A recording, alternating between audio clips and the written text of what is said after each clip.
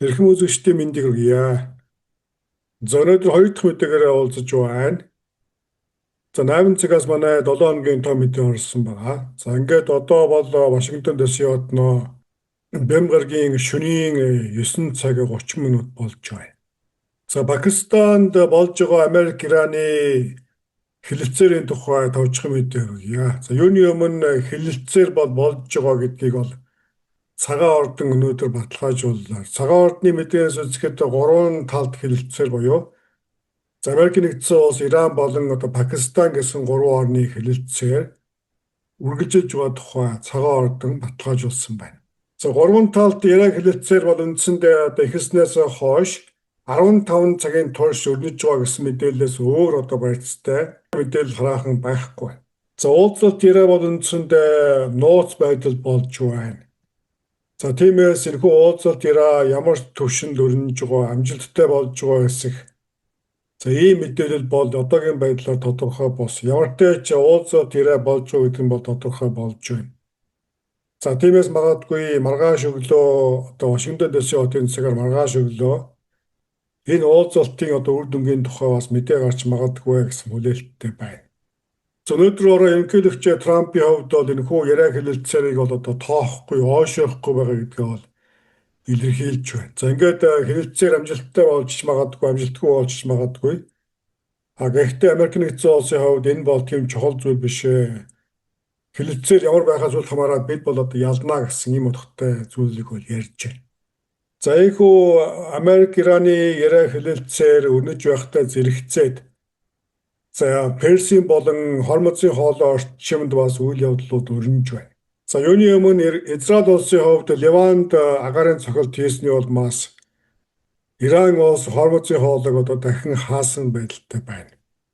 За үүнээс өмнө бол Хормозын хоолой зарим хэмжээгээр нээгдсэн. За ингээд зарим улс орнуудын хөлөг онгоцууд тус хоолойгоор өнгөрөхөөр бэлтгэл базааж байна гэсэн мэдээ гарч байсан боловч за энэ хоолой үнэхээр нээгдсэн эсэх нь бол албан ёсоор баталгаажаагүй ийм мэдээ байлаа. За гэвч Израиль улс Ливанд цохилт өгсөний дараагаар ийхүү Хормозын хоолойг хаасан гэдэг мэдээллийг Ираны талаас өгч байна. За энэ үйл явдалтай зэрэгцээд шухуу Америкийн CENTCOM буюу Төв армийн штабаас бол дараах мэдээллийг гаргалаа. За энэ мэдээ бол өнөөдөр дэлхийн хэвлэлүүдээр онцгой гэсэн гарчигтайгаар. За энэ бол Америкийн тэнгисийн цэргийн хоёр сөнөөгч онгоц. За тус Хормозын хоолойгоор нэвтэрч улмаар Ираны далай дор байрлуулсан минийг цэвэрлэж байгаа гэсэн. За энэ мэдээллийг бол албан ёсоор мэдээллээ. За та бүхэн өнөөдөр CENTCOM-оос гаргасан энэхүү мэдээллийг бол харж байна. За Америкийн тэнгисийн цэргийн Франк Петерсон болон USS Michael Murphy гэдэг хоёр онгоц Хормозын хоолойгоор нэвтэрч улмаар Ираны армийн далай дор байршуулсан минийг цэвэрлэх өргөн цаг хүрээтэй ажлыг эхлүүллээ гэсэн ийм мэдээллийг бол хийж байна. За энэ бол нэгэнт цэргийн төв штабаас гаргаж байгаа мэдээ учраас үүнийг бол албан ёсны мэдээ гэж үзэхээр байна. They've dropped a couple of water mines, you call them water mines in the boat. We've defeated all of their water boats too. Their Navy has gone 158 ships. They have 28 water droppers, mine droppers they call them. All of them are sunk. They probably have Самун энэхүү усан доорх мин устгаж байгаа гэсэн мэдээллийг бол та бүхний харж байгаачлан ерөнхийлөгч цагаан ордны гадаа Майами явхаас өмнө хэвлэлд өгсөн ярилцлаганд мөн баттгсан байна. За гэвч мэдээ гарснаас хойш бол ABC News телевизээр энэ мэдээ бол ор үндэсгүй худлаа гэж Ираны талд няцаасан тухай мэдээлж. За энэхүү уулзалт яриа хилэлцээр эхэлсний дараахан бас нэгэн сонин мэдээ бол Аль Жазирагаар гарч байлаа. За энэ бол Ираны тал Аль Жазирад өгсөн мэдээлэлд Америкийн тал Ираны царцаагдсан хөрөнгийг буцаан олгох чөлөөлөх тал дээр төрөлцөөнд хүрсэн гэдэг мэдээллийг бол Аль Жазирад өгсөн байдаг. За гэвч энэхүү мэдээллийг бол цагаан ордон хожим бол үгүйсгэсэн утгатай мэдээллийг бол гаргасан байна. За тиймээс Хормозын хоолойн нөхцөл байдал бол тодорхой болсон. За энэ мэдээр талууд бол хоорондоо зөрчилтэй мэдээллийг бол хийж байна. За эдгээр нь бас нөгөөтэйгүүр Пакистанд өрнөж байгаа яриа хилэлцээрд бас нөлөөлөх За мэдээллийн дайн өрнөж байна гэсэн таамаг хийж болохоор байна.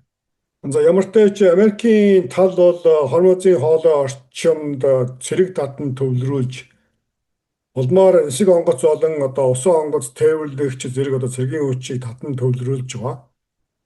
За тиймээс магадгүй энэхүү яриан хэлэлцээрээс ямар нэгэн нааштай үр дүн ахиц гараагүй нөхцөлд тус Персийн болон орчимд дахин нөхцөл байдал хүндэрч мэдхээр за ийм төлөв байдал ажиглагдаж байна. За ингээд ямар ч тач Персийн болонд өрнөж байгаа нөхцөл байдал сөргөлдөөнийг шийдвэрлэх хүчин чармаалтын хүрээнд Пакистан улсад Америкийн нэгдсэн улс Ираны талууд хэлэлцээр хийж байгаа. За энэ үйл явдлын үр дүн олон нийт дэлхийн нийтээр хүлээсэн байдалтай байна.